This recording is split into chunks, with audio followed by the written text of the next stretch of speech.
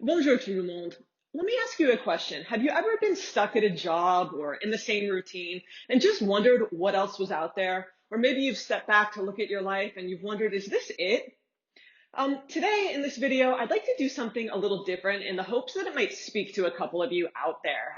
Over the weekend, I felt pulled to write a post about this, about my backstory. And I know many of you found me here on YouTube and you might be curious, why did I move to France? How did I get here?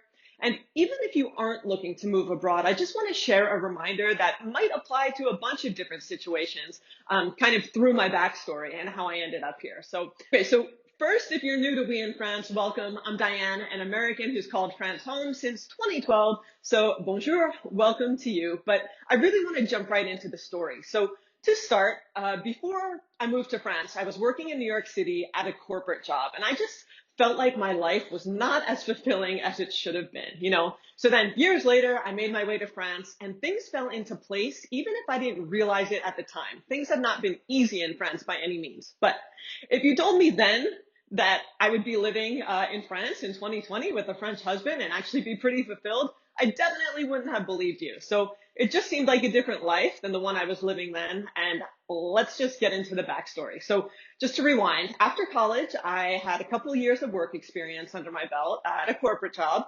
And it was a job I liked for the most part, but I was commuting from my family's home in New Jersey to New York City. I was on the 602 Midtown Direct each morning, and it was a 2-hour train ride each way. So 4 hours a day, and after doing that for a year to save money, I finally was able to move to Manhattan and be closer to work. So things got better, right, for a while.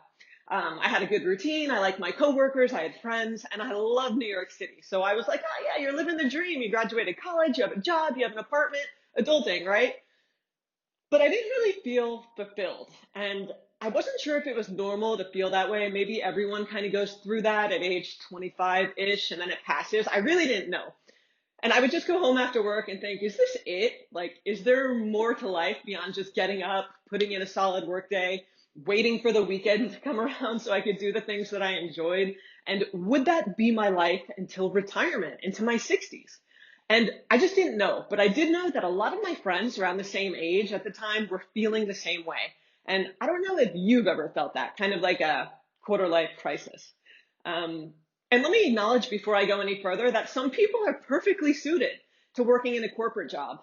They climb the career ladder and they excel in that environment. And there's nothing wrong with that. We all want different things and need different things. But for me personally, my work situation at the time was just making me unhappy. And I felt like life was way too short to be feeling like that day in and day out. Trying to figure it all out, I said to myself, let me make my work let me make my time outside of work more fulfilling. So I picked up some new hobbies. So when I wasn't at work, I was at least having fun. I took French classes at the Alliance Française. I took tennis lessons, and that worked for a while. And then one day at work, it was the day of my annual performance review. And that was the day that like all these feelings of not feeling fulfilled at work solidified. And I knew I had to make a change. So long story short, my boss completely blindsided me with a few critical pieces of feedback that I did not feel were justified. And I explained my point of view and he just shut me down. And I felt completely unheard, angry, and I didn't feel I was good enough. And I wasn't appreciated at work. I was just another body at a desk. And for me, it was just the bureaucracy of working for a big company. I didn't feel it was compatible with how I like to work, how I like to be treated, and how I treated others. And it was at that point that I said, all right, you have to make a change. But I had no idea what to do. So through people at my French class, they introduced me to TAPIF. It's a teaching assistant program in France run by the French government that allows native speakers to come to France, teach English in the French school system part-time, and get paid.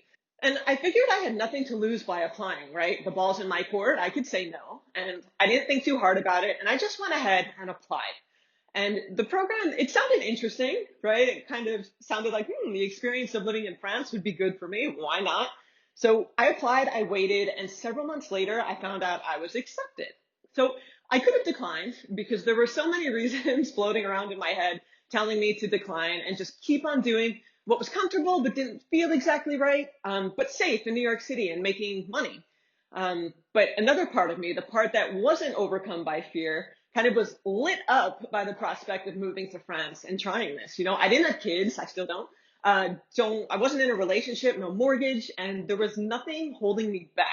I just got to a point where I said, if you don't do this now, Diane, when are you going to do it? Never? So that's what I did. I said yes. And I feel all you have to do is make one small step after the next, and then the roadblocks clear and you find your way and you start moving forward, and then one step leads to the next. So I booked my flight, I packed up my things, and off I went. And I didn't really have it figured out, but I did have money saved. But the rest really didn't matter. So I didn't have an end goal in mind. I didn't know where it would take me. I didn't know I'd end up here now. It wasn't necessarily my end goal, but I followed my gut and I figured, okay, if you don't like this, at least you had the experience and you learned something about yourself. You took action to change your situation, and whether it ends up, as a good experience or not, you'll learn something either way. So just do it. So then the rest was history. I had already met Tom in New York City that summer, completely independent of applying to TAPIT. And then I arrived in France. And Tom was the only French person that I knew. He was hours away, but I totally leaned on him heavily for navigating the bureaucracy, opening a bank account, and the language. So one thing turned to another. We became a couple.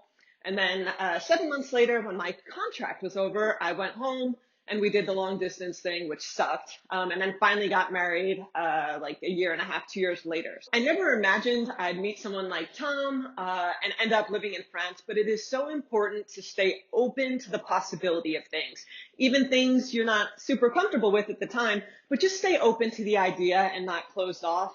Because then I got married, I moved here, and no, France is not a 24/7 vacation or some kind of prize. I'm very careful to not romanticize life here so that people think it's so amazing all the time. Absolutely not. Life in France is not perfect, and I still struggle with all the same things that maybe I would have struggled with in New York, most of them. But, it is the path that I chose, and I'm so thankful I did, because looking back, I can't see my life any other way, and it's very different than my life in New York City. But if I had never taken the first step and tried to make that change for myself and listened to my gut about not being happy, I wouldn't be here. There would be no Tom, there would be no blog, no YouTube channel, none of you, no navigating life in a different language, no Dagny, my dog, no travel opportunities through my job, nothing. So I was scared as hell to go off and do something on my own. And actually, I look back now and I'm like, damn, you really took a risk. I had balls then. Maybe I still do, but they're just different balls. But I never would have been pushed and challenged in those ways, if I never had that dead end corporate job. So I'm grateful for having that job, because it forced me to open my eyes and take that leap of faith. And my point in sharing my story is to remind you that you're in control of your life. Taking risks is a necessary part of growth. So if you're unhappy with a certain aspect of your life, it's okay to make a change for yourself and your family, just to see, just to try. Because what's the alternative? To stay stuck, to stay unfulfilled? I know you're worth more than that. And if you're watching this far, I know you're hearing what I'm saying. This is for you.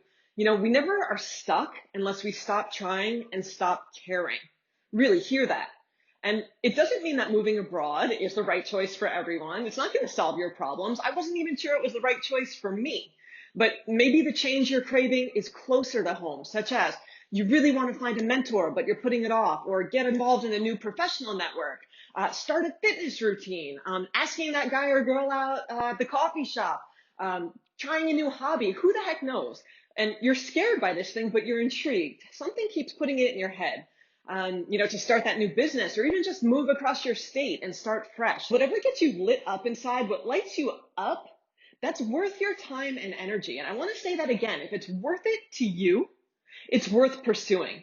And you're in control. So until you stop trying to make those changes, the ball is in your court, and no one has to understand, because it's your life. So I also want to say, for anyone looking to make a change for themselves, you're held back by fear or by people in your life who aren't supportive, or maybe are even downright nasty. Just remember, people project their own insecurities and fears onto others, and no one can know what's in your head and your heart and how you're feeling. Only you know that. Don't let the opinions of other people who don't matter affect you. That's really important.